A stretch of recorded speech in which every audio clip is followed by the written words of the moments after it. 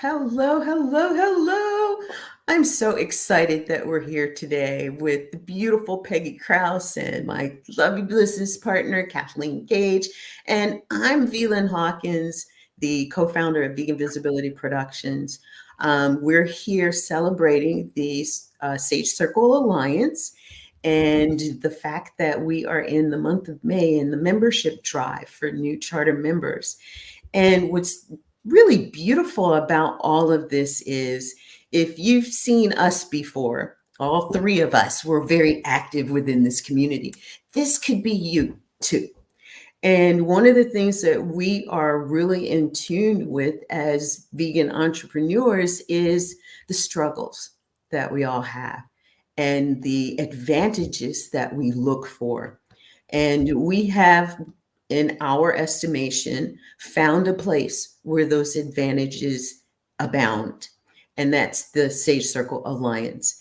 And we're here to be in a conversation today about really how we use the SEA, how you as a charter member can utilize what the SEA provides. And we're actually going to be to kind of lead us through this conversation. But, again, we are plant-based vegan entrepreneurs looking to make a bigger difference in the world, and we can't do it by ourselves. We need organizations like the SEA and the people that are part of it. And that's what we're going to be talking about today. Right, Peggy? That's right, VLynn. Very good. So why don't you go ahead and get us started? I know you've got a couple of questions that you want to put out there for us, and we're here. We're ready to go with you. Very good. So I was an adult when I came to a plant-based diet, right? So I was married, children. My refrigerator was full of meat and cheese when I came to a plant-based diet. How did you both come to this? Wow. Do you want to go ahead first, VLynn, or you go first? Okay, I'd be happy to. Actually, I was 64 at the time, and I'm coming up on 6 years, and actually pretty soon, tomorrow, I'm going to be 70. So I'm at a point in life where a lot of people deal with what's called inflammation. And lo and behold, chronic inflammation is actually the #1 cause of many diseases, heart disease, type 2 diabetes, dementia, all of that. And when I was 64, I was doing a lot of running, and my legs would cramp up all the time, and my wrists from writing a lot. I am a writer. I've published many, many books, but I was dealing with these, if you will, minor disabilities that could have turned into bigger disabilities if I hadn't caught it when I did. And all my research indicated that if I gave up meat and dairy, that maybe, just maybe, I might reduce the inflammation. And I thought, okay, from what I'm reading, it's kind of like a miracle way of eating. I'll give it 7 days. And at the time I was about 50 pounds heavier than I am. And I was just like real sluggish. And when I woke up, I wasn't feeling the best. And when I went to sleep, I wasn't feeling the best. And I decided to give it 7 days. Within 7 days, not only did I lose 5 pounds, which was not my goal because I had given up on diets, but the inflammation was literally gone, non-existent. I thought, I'll give it 7 more days. And at the time, I would not identify as a vegan. I was a plant-based eater because as far as I was concerned, vegans were crazy. And now I know we are, but the reality is that I just didn't want to identify as vegan. So one thing led to another. And over the first 3 months, I dropped, it was about 38 pounds without even trying. And I also started feeling better. I was sleeping better. My clothes were fitting better. My running, it was amazing. I didn't have cramps after running in my legs. And so I decided, okay, maybe this is a good lifestyle change. It was about 6 months into the whole journey that I was at the grocery store, and I had watched a lot of documentaries on factory farming. I really immersed myself in the lifestyle. And I'm at the grocery store walking by the meat department, and I literally stopped in my tracks. And I had a visceral response to where I felt the pain and suffering of the animals. I heard the crying. I mean, I really felt like I was in the middle of a factory farm. And I started watching people. and looking at how unconscious they were about what they were putting in their cart. And I thought, I don't want to live in that unconscious state. That was nearly 6 years ago. And what's interesting is I went through a period where I quit calling myself plant-based and I only called myself vegan. And then I became a junk food vegan. Then I started feeling sluggish again. And then I started packing on the pounds again. And it was like, this is bizarre. So it's not just being vegan that makes you healthy. It's being a whole food, plant-based vegan. So with that, VLynn and I, we actually were working on an event together. She got hired by a client. I got hired by the same client. And we realized that we had a lot in common. And I had had my business 28 years by that point, a marketing business. She had had her business for a couple of decades. We realized that maybe we could do more together than we were doing separately. And that's how Vegan Visibility Productions came to be. And so with that, I'm going to turn it over to VLynn because I could go on for hours about my story. But I want to hear VLynn's story. And then Peg, I want to hear your story too. Well, thank you, Kathleen. You know, it amazes me, yet it doesn't, how similar our stories are, because it was around the same time, 2015, 2016, that I got introduced to plant-based eating. And for me, it was a project. But the project opened my eyes. I was working with a gentleman who we created a program called Just One Thing for Health. And we interviewed 30 plant-based medical doctors who were integrating plant-based health into their practices. Everything from a cardiologist to an ophthalmologist to an orthodontist to a chiropractor, a psychiatrist, and that was eye-opening. Not only did I learn about plant-based eating, I learned about health. And for me, it was pretty pivotal because I was an extreme athlete in my youth. I was a fitness instructor for 20 years, and I did everything from kids aerobics to the high-end organizing 4-hour aerobathons, and I taught kickboxing and step classes, and I was in it. And I was an amateur bodybuilder. I was a personal trainer. I ran marathons. The last part of my journey in my 50s, I picked up cycling, and my favorite rides were 100-mile bike rides. My average training ride was a 50-mile bike ride. On my 55th birthday, I rode 55 miles and got home and showered and changed and went out to dinner with my friends to celebrate my birthday. And that was a great day. And all of that was after a full day of work, right? And so for me, this whole journey has been truly an exploration into finding me.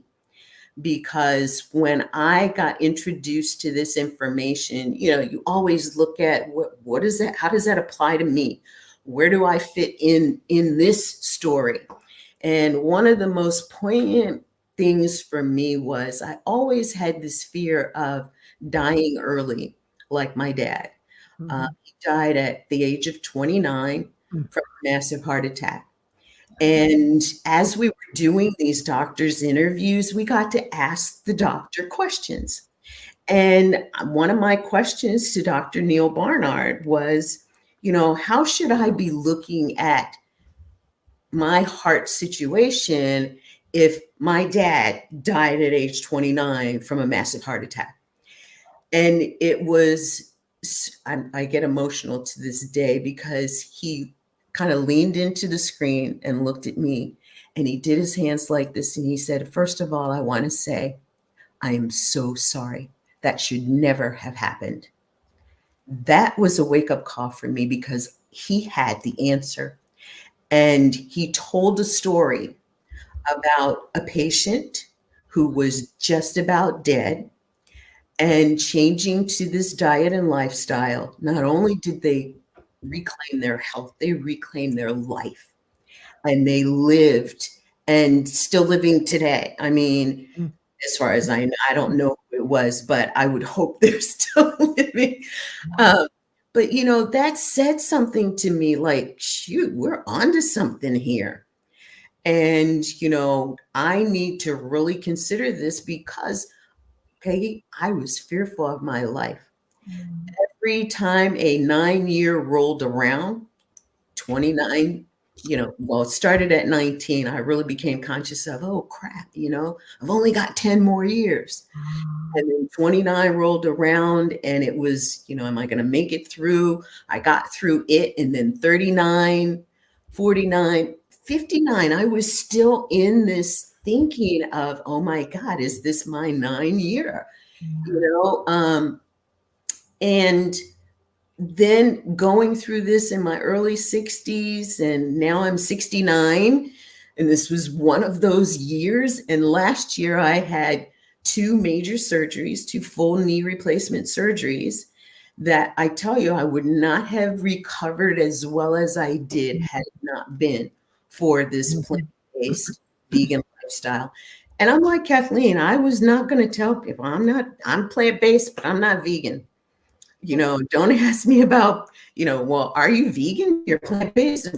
No, only because what I understood about vegans was not what I wanted to be. I knew people who claimed they were vegans and they were sick. They were overweight. They were in this mindset of, let's just save the animals. And it was an overt and aggressive manner of doing so. And I thought, that's not how I want to do this. And then it hit me because of a couple of friends, that compassion was the true spirit of, and Dr. Marla Friedman was the one who really gave me a bigger insight into it, and ahimsa, and what it really means to be one with all living beings. And I mean, I used to talk to the bugs and say, get out of here, the bees, go away. But now I really feel a connection to the fact that they hear me. And, in that communicating, it's like, I don't want to do you harm, don't do me harm. And, if I have to catch you and take you outside to let you go, then that's the route I'm going to take. But it meant something different to me to be vegan at that point in time. And I watched the documentaries. I couldn't watch a lot of them at first because it was just too grueling. But then, you start seeing these animals. I saw one the other day where, it was clear that these animals are fighting to stay alive, yet we're breeding them to be slaughtered. And I thought, there's got to be a better way to do all of this. And honestly, I felt like I would have a bigger voice being a part of the SEA doing this than us doing it alone, or us doing it as one piece of the wheel versus being a part of the wheel. And so that's really how it all comes together for me and my journey. And, even where family is concerned, I live in a household, I'm the only vegan. I'm the only plant-based vegan. But I have to tell you, there's some things coming in where what I've been preaching and doing, and they've been observing, it's kind of like, okay, let's do this. I want, and bringing more plants into their weekly meals. And, it's making a difference. I used to be the person that cooked in the household. I wish I could cook like Kathleen. I don't.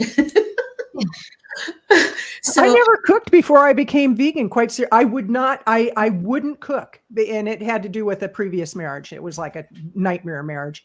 I just, until I was 65 years old, I just didn't want to cook, and now I love it. Love it. Yeah. I guess I'll get there. I love cooking the stuff I cook. I'll send you my recipes. Oh, that's going in the newsletter. I make this mushroom soup that's too tight for. But yeah, and I guess too, for those who are watching, who are on their journey, it is a journey. and it's not perfection. Mhm. Even those who have said, I did it overnight, they have their struggles. They say, I can't go out to eat because I can't get what I want. Well, there's so many more vegan restaurants coming up right now. Mhm. It's so great. Now if we could just teach them how to do it with no salt, oil, and sugar, we'd be doing really good. But it's coming. And one of the things where, if you think about visibility, we're in a trend that is a growing trend. Mhm. And vegan entrepreneurs, plant-based vegan entrepreneurs are at a point where when you get into the flow of this trend, you've got a way to continue to grow with more ease than the struggling of, I got to go here and do this. I got to go here and do that. And it takes being a part of the collective to have that support to get other ideas about what you can do to make this journey easier. It's true. To reinvent the wheel in every single case, as you both know, because you were doing it separately and alone, like I was doing it separately and alone at home anyway, that it And was at home, totally different from the way I was brought up. My parents were both they emigrated from Germany, so everything was meat and gravy. Mhm. There were hardly any vegetables. There might have been a side salad, but Germans are not big on vegetables. They're not big on fruit. Everything is butter and gravy and meat and cheese, chocolate. So that's how I grew up. But I love how you, with your own separate stories and many years behind you, you came together on a project. yes. And that not like that's, it's God's hand at work. Like Yeah. Absolutely. I love the way you said that. I love the Divinely. way you said that because I'm going to share a little secret, but when we bid on jobs, we have people come to us and they say, we'd like you to do X, Y, and Z. We'll put a proposal together. And before we send the contract to them, we actually pray over it. And we ask to be guided. We ask for the best decision to be made. I mean, that is one of our strategies that it was so refreshing to find out we both were into the energy of business, the energy of attracting the right clients, and the energy of letting go of those that we were not a fit for or they weren't a fit for us, and making recommendations of what they could do to move to the next level without trying to get a financial gain from it. So, and trust me, when we have a client that is a good fit, we will look for that financial gain for us and for them. But when you were talking, VLynn, I wrote something down that it really has to do with the way a lot of people live today. And it started triggering from when I said people were unconsciously putting stuff into their food cart.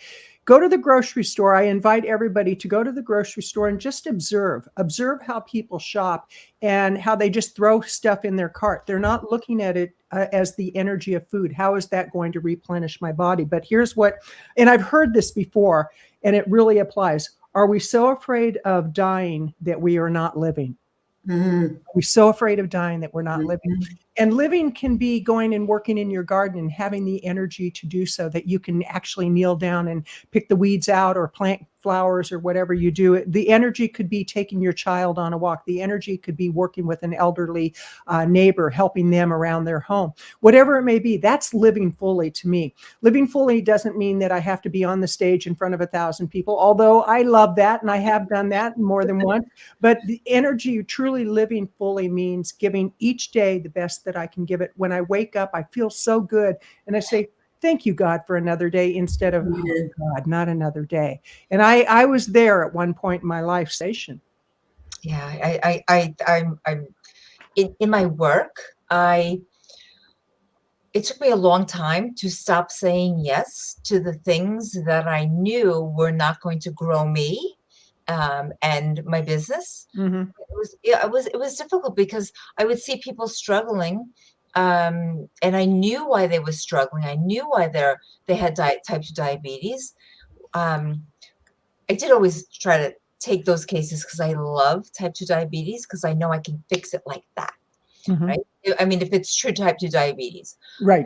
But things like gestational diabetes or some sort of IBS, like those are not my forte, and I don't love them, even though I know I have the answer.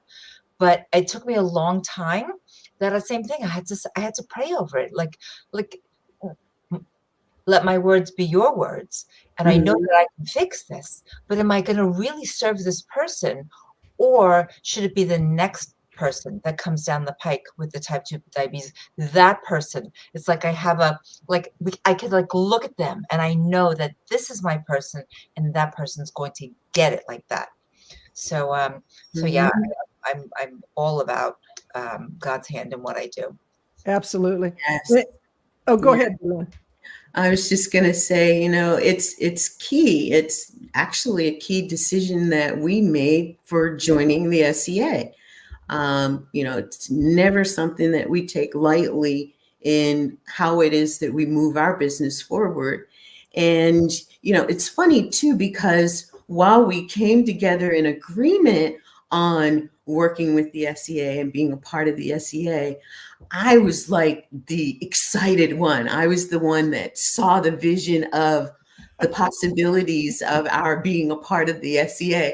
Kathleen's got a different story. I want you to tell that part of the story. Is she got all excited about, the Sage Circle Alliance. This is amazing. And I'm like, yeah, okay, another organization. Okay, big deal, And seriously, I was not getting excited. And I was like, okay, why is she so excited? And I went to a meeting and it's like, oh, now I get it. And it's interesting. Before we started this conversation today, I was thinking about my time in the National Speakers Association. I joined back in 1994, so 30 years ago. And when I first got involved, I was very intimidated because I was a brand new speaker and a professional speaker, not just a public speaker, but a paid professional speaker. And I mean, if I got $200 for a speaking gig, I was pretty excited about that. And we're going back 30 years. And one of the things that I see a correlation between Sage Circle Alliance and the National Speakers Association is that there were mentors there. I was able to build relationships with people who had much more experience than myself. And now I get to be a part of the legacy of giving back. One of the things that I love about Sage Circle Alliance is there's people from all walks of life who are all committed to the plant-based vegan lifestyle. We're here to make a difference in the world. And there are some people who have more experience than others and others who have less experience, and we get to all share together.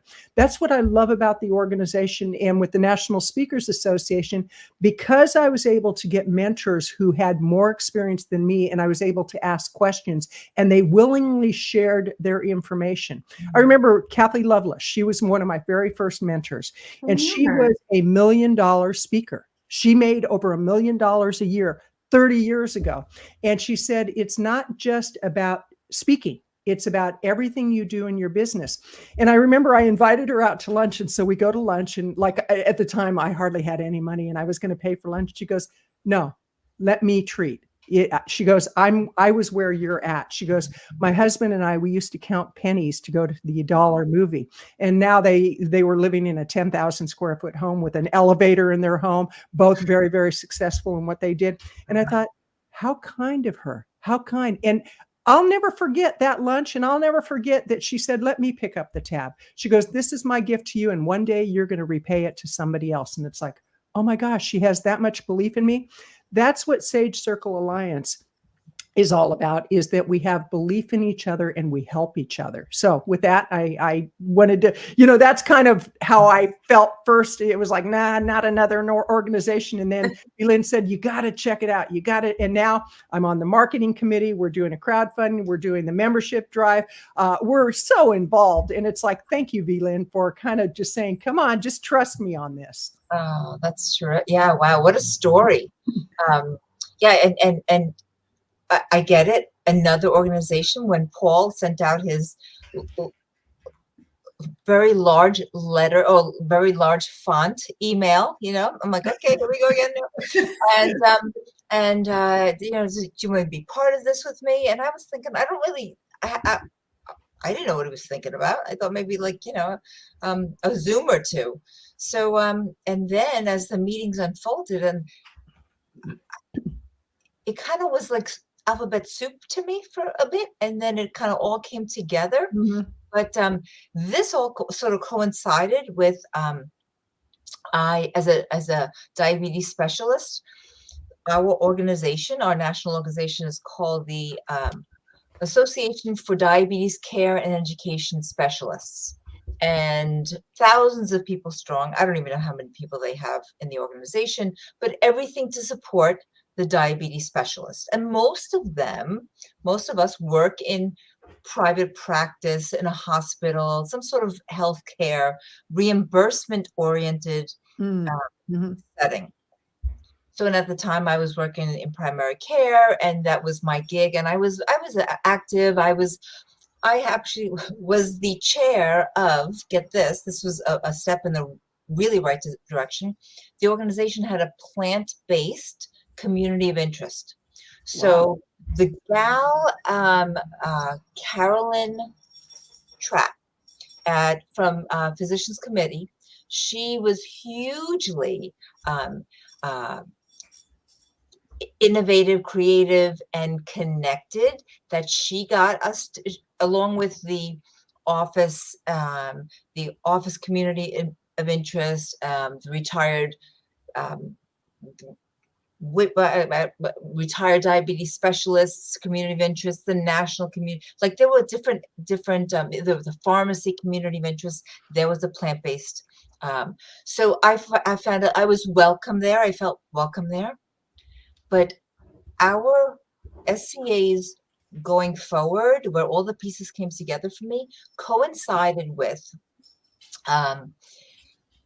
so I had been approached to be on a national committee for the association. And I thought, wow, this is like, what an honor to be on the planning committee for the next conference, for next year's conference. My husband looked at it like, oh no, something else that's going to pull you away. And at the time, I'm doing my own thing that has Zooms, and there's the SCA, there's the Zooms, and the Zooms. Well, anyway, so I got on a Zoom with the incoming president of the association, and of course, you both know this, my diabetes program, which is a plant-based program. It's called Erasing Diabetes. Of course, I don't really promote it as plant-based in the in primary care. I call it a high-fiber, low-fat diet. This is what you got to do. It's going to erase diabetes. Minimize animal foods as best you can. Anyway, so I have a conversation with Veronica, and she said to me, first sentence out of her mouth is that we would love to have you, but you have to separate from erasing diabetes. That is a black cloud, she said. That is a black cloud I cannot have following me into office next year. So because I'm going to say it's 60% of the funding that comes into the organization is pharma. Oh, I knew that was coming. It was either going to be from the meat industry or pharma. Oh my gosh. Yeah. So she told me, she says, you have to either change the name of your program, or I can't have you on the committee. Wow. So erasing diabetes has been an issue before. For instance, I cannot use erasing diabetes to advertise on Facebook. Different skeptic healthcare professionals, of course not in the plant-based space, have said to me, that should be really type 2 diabetes, erasing type 2 diabetes, because you can't erase type 1 diabetes. But the kicker, this is going back several years, and this is how Veronica knew about my program, is that I work at a cardiac rehab in our little hospital. But I'm an exercise physiologist there. I'm not a diabetes specialist. So the diabetes educator at the time, she was this little lady that did not like me from the get-go. did not like me. She, not only did she call the Better Business Bureau and she reported me, but also she called the organization, the association, and she said she filed a claim. Her claim was that program, Erasing Diabetes, is unethical because you can't erase diabetes. Oh my gosh. So, you know, in a way, like, yeah, type 1 diabetes, I get it. I'm with you. Yeah. Mhm. Yeah. Right? So if had my name been Erasing Diabetes, type 2 diabetes all along, would that have happened? I don't know. But you know what? I hate is a strong word, but you know what? That is what she did created a huge problem with me and Medicare, because I had to, through a doctor's credentials, I could bill Medicare and get reimbursed. But because there was a complaint against my program, it was a whole Medicare thing, and the woman at the association, she had to plead for me. She was like my intercessor, and right, she interceded for me. And so she wasn't plant-based, but she saw how the complaint was really unfounded, and I had to write up this big report, blah blah blah. But going back to, you know, the God's handiwork here, those years of that aggravation and this woman, you know, closed that door, because I would have never been able to devote the time Right. to the alliance that I can now, because I left. Not only am I leaving the association after my membership is up, but I pulled away from the conference. I was already paid to go to the conference in August. Can't do it. I cannot sit there and be part of people who want me to. This is what I do. I reverse type 2 diabetes in people. I can't leave that aside after all these years. 10 years I've been doing that. He closed one door, opened a window. So here I am at SCA, and I love it. I love the fact that we understand each other. We don't have to rehash, where do I get my protein from? Right. Yeah. Right.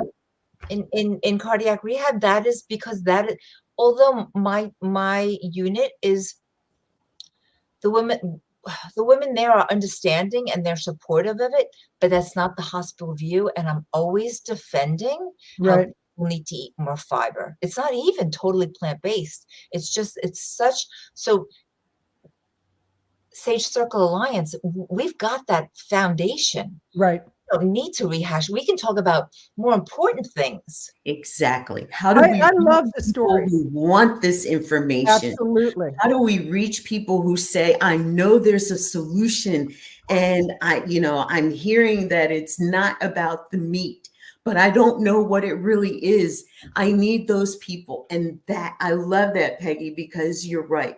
That's exactly where those people are who, even somebody coming and saying, I'm looking for, I don't know, whatever information, and they find you, and you can say, I'm a type 2 diabetes specialist, but I know someone.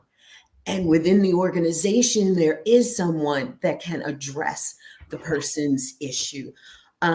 Even from the standpoint of the fact that we're in the membership space for charter members who are part of this professional hub. They're part of this group that Peggy, you just described so beautifully. And at a point very soon, we're going to be opening a membership for the consumer, for the person who is looking for these people. And so you're right. And, talking about trends, this is a trend within an organization where we're looking for these professional members to, not even complete, because we'll continue to look for these professional members, but to get us to a stage where we're now opening, or then going to open to the consumer members, and make everyone who's within this organization available to be seen, to be heard, to be sought after as far as the expertise that they provide for the people that they serve. And we all talk about doing it, and it's hard to do when you're on the outside and you're trying to recreate the wheel yourself. We're creating wheels that will continue to have momentum within the structure of the Sage Circle Alliance. And we have everyone from the psychology space to those who are actually medical doctors practicing medicine and practicing in a way that is so different from traditional medicine, because they say, let's alter your diet. I want you to talk to this plant-based nutritionist, or this, you've got diabetes and you're headed in this direction. You're on 22 medications. Let's get you to work with this person. And because they're a part of the alliance, this is what they need. Right. They need these types of connections. And so that was a sad and beautiful story that really is a depiction of the journey of most of us. Right. Who are in that space, because people don't understand. And they're so, we were talking about it yesterday, indoctrinated, wool pulled over eyes kind of thing, believing that meat is a source of protein, when we all know that animals get their protein from the grass. It's the plants that they eat that stores protein in their body. And how does it feel to get your protein second and third hand? I don't know. I want to go to the source. Give me where the best nutrients are. And that's directly from the plants. And it's funny too, we were talking about cooking. And I want to ask this question: what's your favorite meal, or favorite dish to make? But I used to cook for the family, and I would cook some great dishes. They were pretty much staple dishes, but they were so great, tasty. I started this journey, everything I cooked tastes like yuck. You or them? Come to my house. It was to both of us. They would say, thanks for cooking, but you don't have to do this anymore. And so when I finally got to the point where I said, you know what, I can't do this anymore. And the reason was because I felt like I was poisoning them. Which I was, if I was cooking stuff that I wasn't going to eat because it was poison to me. Why wouldn't it be poisonous to them? I was like, I can't do this anymore. You're going to have to fix your own food or eat what I'm eating. And I'm just learning this stuff. So you might not want to do that either. Yeah. But I've since gotten really good at my new staples, and started even venturing out to make some new dishes. I was telling Kathleen, I've got this great recipe for mushroom and vegetable soup. And I love it. I bought stuff to make a double batch this time. And so that's one of my favorites. What's one of yours? So I make this chickpea mash. It's mashed chickpeas. It's got like garlic powder, onion powder. I use so much more smoked paprika than is supposed to go in there. A little bit of hot sauce. I use Hellmann's vegan mayonnaise to sort of bind it all together, or I use hummus if I have it, binds it all together. And I cut up sun-dried tomatoes, and I cut up some arugula. And it looks more like arugula than anything else, but I have it on Ezekiel toast every morning, every single morning. If it's not in my house and I can't make it, well, then I'll have oatmeal or whatever. But I would say, it's probably 300 days a year. Wow. That's amazing. That's amazing. Love it. I know that we're supposed to have variety in our foods, but for me, that's automatic.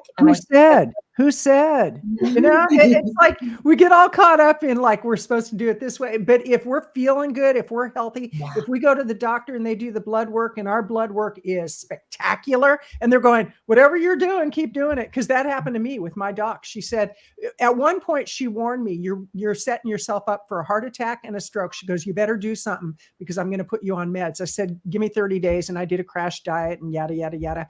Well, then when I went plant-based and I went in 3 months after I started, she's like, whatever you're doing, you keep doing it because it's working. So for Favorite real. recipe, Kathleen? Oh, my favorite recipe. favorite Well, dish. here's one of them right here. It's my green drink that's actually red, and it's a morning drink that I put together. I get super greens, not the powder. I get the actual super greens, and I fill the blender with that. Then I put a banana, I put blueberries or some kind of fruit. I put ginger, I put turmeric, I put lemon juice, I put what's that vinegar? Apple Apple cider. Cider vinegar I put in there. I put chia seeds, flax seeds, and Oh, I put wow. a beet, a peeled beet or beetroot, and I put it all in the blender. That's why it turns red. And I got to tell you, I blend that up and I sip on it for probably about 5 hours. It's like I fill up my glass and I sip on it. That's my morning protocol most of the time. And it's so amazing because I look at how I feel today, waking up, having a drink like this, or having something that's really super healthy compared to the bacon and eggs that I used to have. Mhm. And then my eggs, I used to love to make scrambled eggs with like about a half block of cheddar cheese that I grated. Would you like some eggs with that cheese? No, yeah, it's no wonder I was obese. I mean, I was on the obese range, and it's like I couldn't figure out why I felt so terrible. And now I look back and it's like, wow. And it goes, so that's one of my favorite recipes, but a real simple, I'm going to give you like super, super simple soup recipe.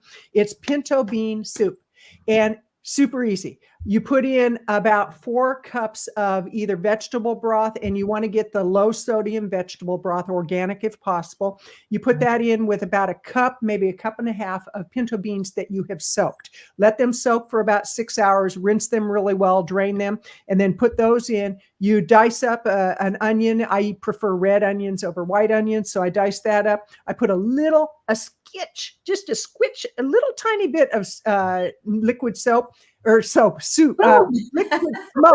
Liquid smoke. Whew. Okay, I'm trying to read my notes here without. That was a journey. It's like okay, it's like, don't worry, the soap will do you good. Smoke, liquid smoke, and you put just a little tiny bit because I put too much. You know, I'm the kind of person that if a little is good, a whole lot is great. That's why I choose not to drink today, because a whole lot didn't work for me. So with that being said, you cook it in a slow cooker for about 4 or 5 hours, and you can put carrots in there, diced carrots. You can add in anything you want, but the pinto bean soup is so easy and so tasty and really good. It will give you, clean out your plumbing really good. And that's something we were talking about yesterday, how people, there's certain things they're so afraid of talking about.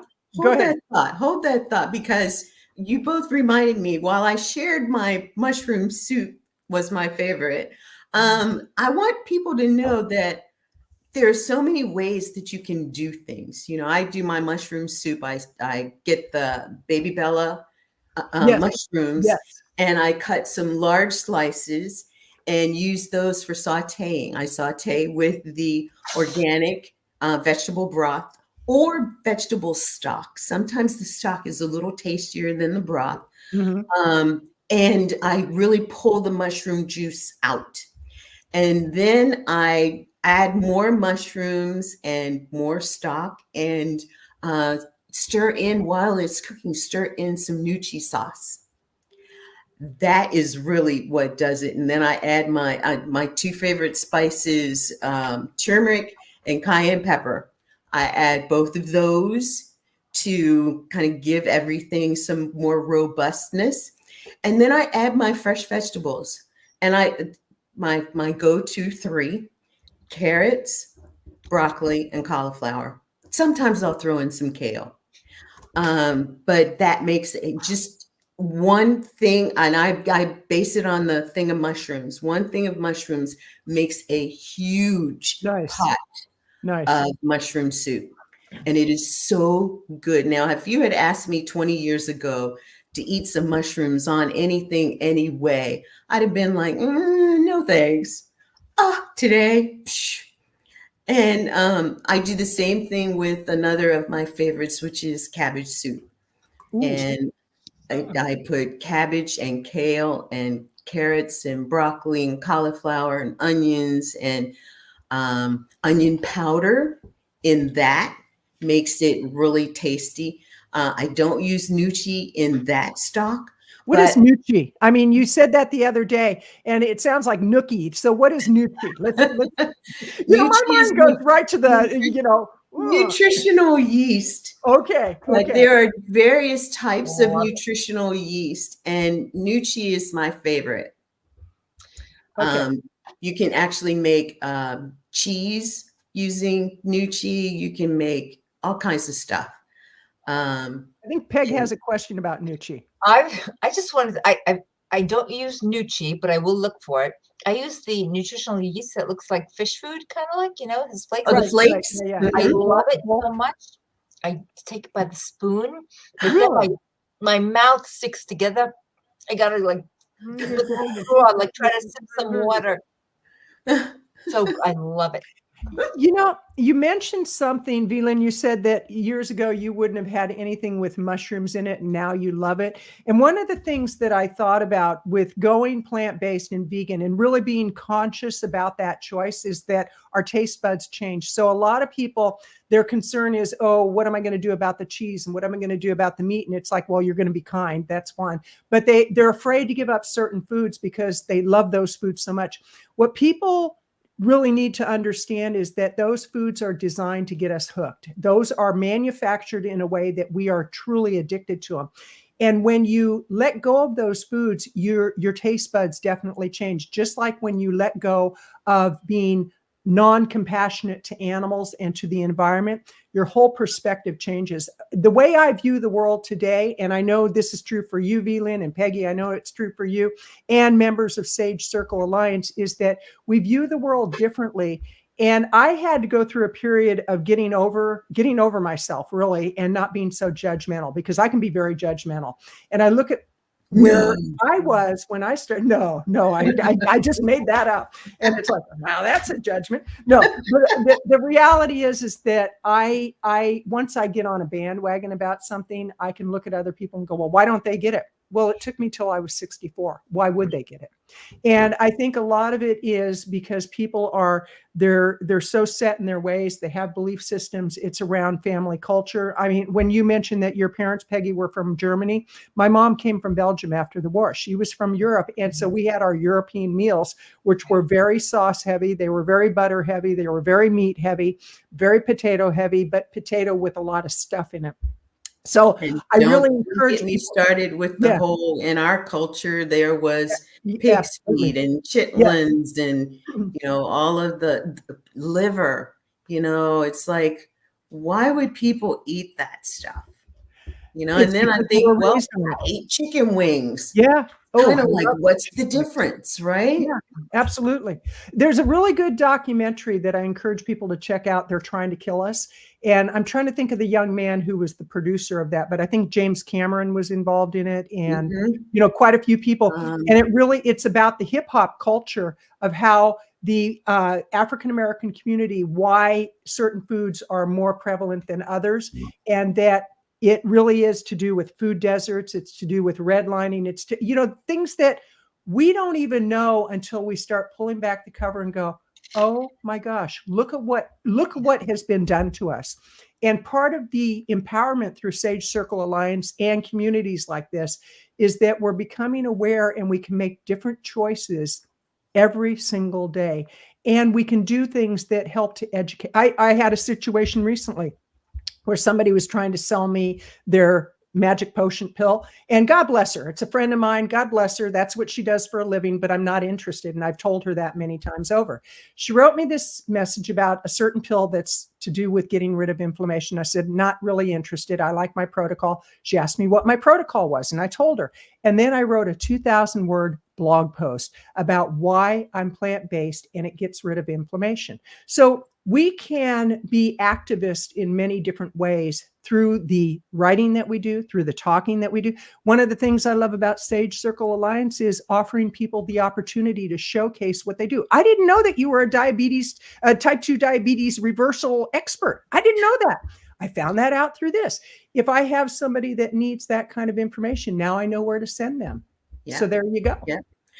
And, you know, the fact that there are so many of us out there who really are doing our part to move the message with a podcast show. Within the Alliance, there's a place where you can list your show. Mhm. And, you know, people, when we start marketing to the consumers, people coming in and saying, oh, I found this podcast at the Sage Circle Alliance, and now I listen to it every day or whatever, you know. And The VLynn, what is your podcast? The Veganpreneur Revolution podcast is And who a do you podcast. co-host with? The amazing Kathleen Cage, Whoa, right? whoa, humbly. No, stop. Who has a birthday tomorrow. Yes, And it's we my are birthday. celebrating. Thank you. Yeah, I'm turning 70. I can't believe it. I mean, this is what plants do to a 70-year-old. People are going, I don't know if I want that. But There's some wives saying, I want my husband doing that. And there's some husbands saying, I want my wife doing that. You know, well, I'll tell you, okay, let's go there a little bit.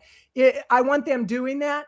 If you need more intimacy in your life, honestly, going plant-based can help with that. They've found that what was the movie Game Changers, where they tested some young men on erectile dysfunction, that they were headed for that.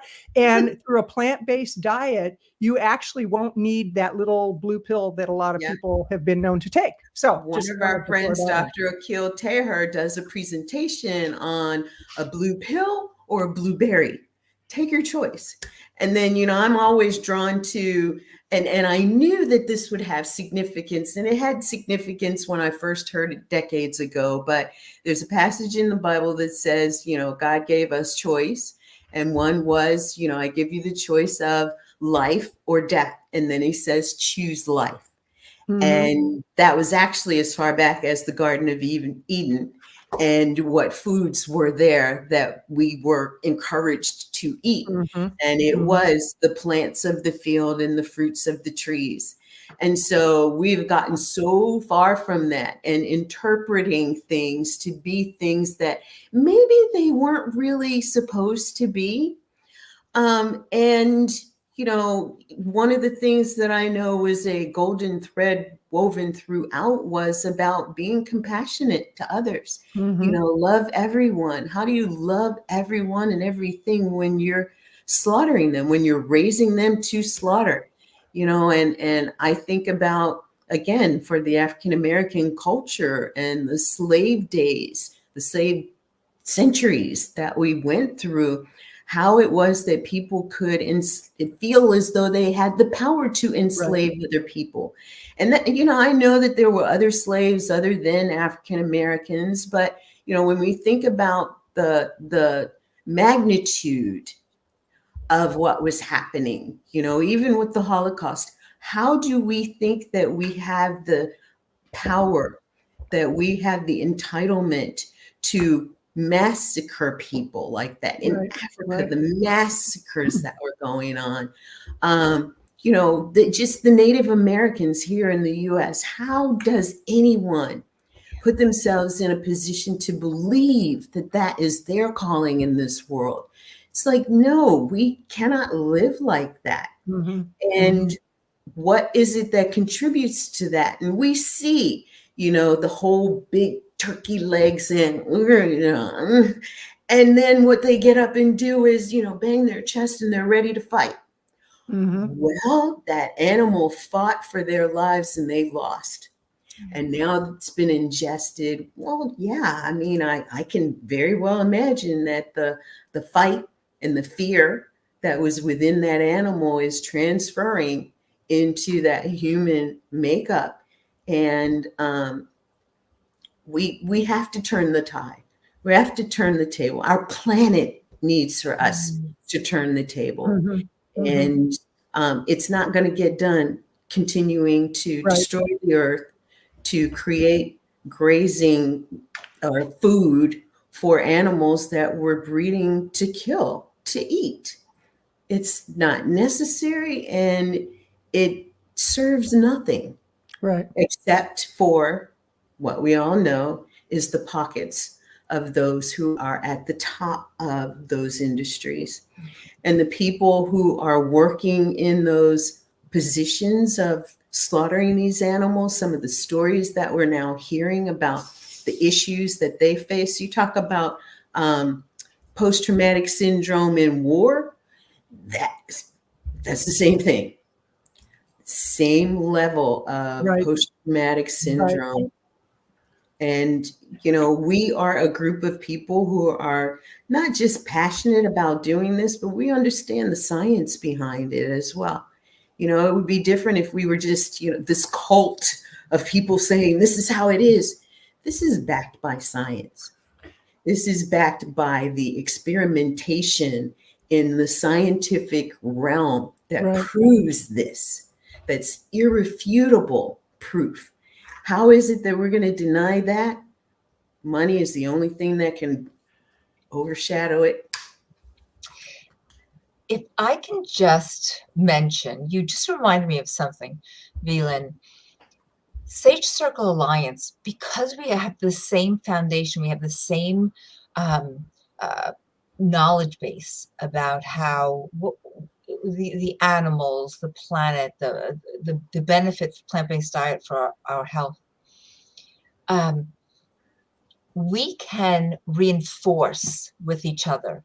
I mean, there was a time that I you know, I'm always reading the research on online, and there was a study about protein, and the author had made a comment about how the proteins aren't sufficient in plants food, so being vegan is actually not suggestible. He didn't really go into that, and I called him out. I emailed him, and he answered me back, and he was without being derogative. He was just being he was supporting his findings. But after, you know, we didn't go back and forth many times because he could have just easily not answered me back. So maybe 3 or 4 emails. Thank goodness I called my friend, who one of the women who got me started with plant-based diet, and I'm like, I don't know, you know, maybe he's right. Maybe that this new finding. She's like, are you kidding me? That's awesome.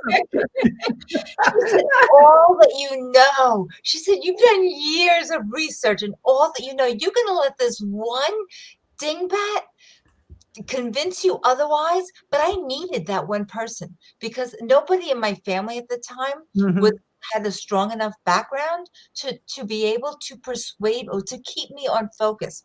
So having, you know, a whole alliance of people, I could just call you, Kathleen. I'm like, Kathleen, I don't know, I'm shaky today. Why is so and so and so? You would say to me, what, are you kidding me? You know me well. Well, you know, and I'm glad you said that, Peggy, because oftentimes we can feel like it's like, I relate it to recovery, because I've been sober for 40 years. And when I first got sober, the only people I knew were the people I drank with and the people I partied with. And I had to remove myself and find a support group that helped me to understand a different way of living. And it's the same within the vegan plant-based movement, because we're indoctrinated by the food manufacturers, healthcare, big pharma. And sometimes we start feeling alone, or we're warned, now, when we go to this party, don't bring up plant-based eating and don't bring up veganism. It's like, really? And so we learn to maneuver and to make our lifestyle work in a way that we do have a support system, and we don't have to look at everybody and say they're wrong. So you know, God bless you for having somebody in your life who said, are you kidding? Are you flipping kidding? No. Step back. And so, you know, I appreciate you saying that, because it is important to have a good support system. It is important to look at what changes have happened in our lives and how much healthier we are, how much clearer we are, how much more spiritual. You know, when I think of all the spiritual studies I've done, I started when I was just in my teens, like searching for the answer. The answer is very simple. It's called love. It's called kindness. It's called compassion. Yes. And how can we be compassionate when we forcefully bring animals into the world only so that they will be murdered? and put on somebody's plate. That is a fact of life. And when people say, well, what's going to happen if everybody goes vegan to all those animals? They won't be bred into existence. Nature will take its course. So thank you for that, Peggy. Yes, yes. Sure. Thank you for this time together. You guys are amazing. This has been great. Dynamite. Amazing. Well, I have to say, I have so much more respect for you. I already had enough respect for you, Peggy, but more respect for you saying, you know what? If they want me to not talk about what's so important to me, I'm going to move on to something else, to something in my life that supports what I know to be true. Because the reality is that the world is in a world of hurt. People are dying every single day. People are living lives of quiet desperation. People are not living fully. They're so afraid of dying that they're not living. And God bless you, Peggy, for standing up and saying, no, I know what the truth is. And I'm thank you for leading this live stream today, because you're a rock star. Well, thank you. With a little help from my friends. Yeah. And that is what Faith Circle Alliance is about. And loved doing this with you. One of the things that I'm really grateful for the Sage Circle Alliance about is I knew the name Peggy Kraus. I knew Peggy Kraus was out there because I had seen some of the people that were really involved in PBNSG. I did not know who Peggy Kraus was, though. I did not know the good work that she's doing in the world. I did not know how passionate she is about being a member of the SEA and what she envisions the future to be within the organization and her part in it until now. So thank you for that. Thank you. That means a lot to me. Great. Wonderful. And our goal is to share this with those who we know are out there and looking for the same opportunities, because we've got a lot ahead for the rest of the month of May, including the birthday party and ribbon cutting. Yeah, that's going to be taking place at the coast. Oh, the SA. Oh, I thought you meant my birthday party. You're talking about Sage Circle. It's all about me. Me. No, it's Sage Circle Alliance birthday party. Talk about that, VLynn. Well, we wish you could be there, but I know the strain of being on the coast with the dogs and the partner and just the beach. And, I know how difficult it would be to pull yourself away to spend an hour or two with us doing the Sage Circle Alliance's birthday party. But there's a really great story around that. How, Paul Chatlin and Meryl Fury came together a year ago to really kind of do the very beginnings. Like Peggy said, this letter from Paul went out and, several people responded. The first person was Meryl Fury, who said, let's do this. We can do this. I've been looking for something like this. So talk about divine intervention and, at God's hands. And here we are today, a year later. And you would sometimes think that it wouldn't take a year to launch something like this, but we've got a website, sagecirclealliance.org. We highly recommend you go to the website. It's beautiful. It really is. You'll see the videos that support everything that we've been talking about today. And then you'll see the button that says join membership somewhere on the page at the top right-hand corner. Check it out. Find out where you might fit to become a member of the Alliance. And the annual fees or the annual dues are very reasonably priced. And right now for charter members, there's a 10% discount. So you get 10% off of that. And you get the opportunity to not only become a part of something that's already going, but you get an opportunity to help forge the future. Right. And we know that the future of life is a plant-based lifestyle, and it's now. It is truly about health and compassion and saving our planet, because we talked decades ago about protecting our planet and doing things differently to help heal the planet. Well, she did her own thing to create that healing that she needed, but she just bought us a little bit more time. And I think she's at a stage of saying, it's back on you guys. Right. Humans, if you don't do it this time, I'm going to go bigger. And what would it look like if Mother Earth went bigger than what we just experienced in the pandemic? What we have been experiencing in these weather shifts, in the changes within the ocean. I had a question. I digress for a minute. I had a question when we were seeing all of the underwater fuel burst, lines bursting, and all of the oil getting spilled out into the ocean. Well, it created a vacuum, right? When you're releasing something that's so compact, it's creating a vacuum, right? What's happening within that vacuum? And a lot of it was pulling oil out of the under the earth ground, right? Under the earth, or under the water, earth. And if you're spewing oil and it's coming out that quickly and going nowhere for anybody's being able to use it, what's happening to fill the void? I think that we're going to end up seeing some of that come to us. I mean, we're already seeing it. Yeah. With tornadoes in places where there'd never been tornadoes, with hurricanes that are devastating everything for larger, longer distances, larger widths and longer distances. This is a place and time where we're seeing the warning signs. Yet what are we doing? And those who are denying it, those who are in denial, it's kind of like the whole, if your source of protein is plants, why eat meat? Right. To get your protein. Right. So we're here to really help to disrupt the normal conversation, to help people to think. They're showing on, I think it's on Netflix now, the whole Matrix series, and there's a new Matrix that's about to come out. And it's really telling the story about how people are so brainwashed and they're in this thinking that everything's okay. I just get up every morning, clean up, go to work, do my work, leave work, do dinner, and do that over and over and over again. When do you break out of that cycle? Right. Talk about living. When do you live?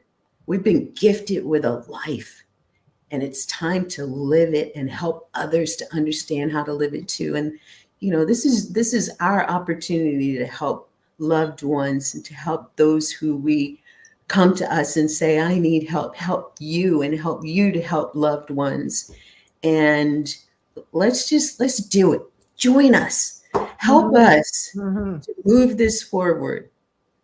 And one way, and thank you for that, VLynn. I feel like I just came from church. I mean, thank you for that. Your ministry is amazing. I truly believe that, and I mean that sincerely. It's like we are doing our ministry, and I would encourage people, please help us out by subscribing to this channel wherever you're seeing this, liking it, leaving some comments and reviews. Share this with other people, because we are on a mission. And I just so appreciate, Peggy, what you're doing. VLynn, I adore you. I love you. And I'm so grateful that our partnership has come together. And we're on opposite ends of the coast, which is really cool.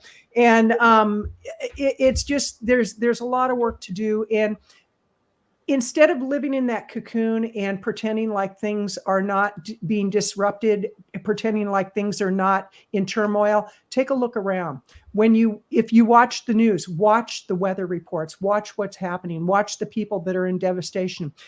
Look at what's happening with the healthcare system. It is crippling in our country. Look at what's happening with people's health. Diabetes is going through the roof, high blood pressure, heart disease, and it's happening in children.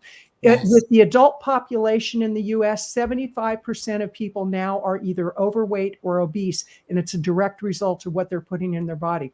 This is not a judgment, because I've been there, I've done that, and I encourage you, just look for your own health and your quality of life, because it's not the number of years you live, it's the quality of years that you live. So with that, thank you so much, Peggy. Really appreciate you. VLynn, appreciate you. And Peggy, what are your closing thoughts? My closing thoughts after my dog starts barking. Yeah. All of our dogs are like, hey, I got to go outside. I agree. It must be the UPS man. I agree with with everything here. what just flashed back to me is the cardiologist that I spoke to on the phone when I asked him, why don't you tell the patients about plant-based diet? And he said, because nobody will do it. That's one of my, are you kidding me? So we're going to tell people, really, it's not hard. You can do it, and it should be an option in your treatment plan. So that is, those are my final words. I love that. All right. Yes. It's not a choice if it's not given to you as a choice. It is a choice. It's an option. It should be an option for everyone to know about and be able to make the best choice for themselves. Thanks, Peggy. I love that. Yes. All All right. Ladies, thanks so We'll say much. goodbye. Okay. Take care. Thanks, Bye. everybody. See you next time. See you next